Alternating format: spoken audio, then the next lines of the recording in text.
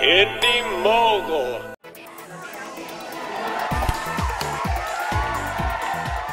A hero is only as good as those who stand beside him. How do you feel your characters round out MacGruber? How do we round him out? He needs us. He needs to be rounded out. Yeah. Yeah, I don't know what he would accomplish on his own. I imagine it's very hard to hold your own with MacGruber on the screen, but you do and more. Right. So what was your game plan while shooting? Well, my game plan as an actor, as Ryan, was not to break and start laughing in the middle of the scene. As Dixon, it was to tolerate MacGruber and to know that I should be the one in charge, but for whatever reason, I'm not. And he disappoints me and irritates me. There are so many women kicking butt on screen today. How is it playing the more demure Vicky St. Elmo?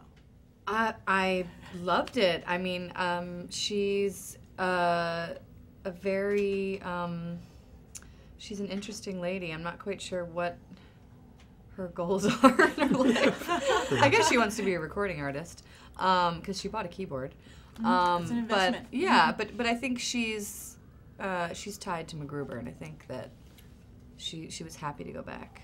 Yeah, it was a nice nod to Maya Rudolph. Yes, right? I know, because she was in the original sketch, and that's Will and Yorma and John right there. They just were like, we have to get her in.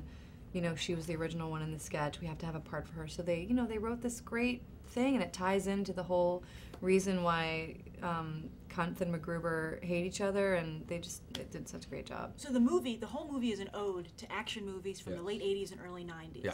Did you base your work on any particular movies or characters from that era? Well, definitely, like Yorma and John and Will would tell you, they sort of paid homage to movies like Die Hard and Rambo and Lethal Weapon and Terminator and then some other more obscure ones. But I think that's what's so fun about it, is that our movie is to 80s action movies kind of what Austin Powers was to like the spy genre, and I think the movie works really well that way. There's some great 80s jokes in it too, like just the Miata and the pull-out radio and the soundtrack itself is funny. Like So good. the music gets laughs in the movie, which is awesome. How do you think MacGruber is different than the other summer blockbusters out there this year? Well, he's the most disgusting character in any of those films. Yeah, he's got to be the most flawed character in movie history, I would think. He's everything that you don't want to be. That's quite a feat. Yeah, you root for him. Yeah, somehow, because of Will, he's appealing. He's charismatic.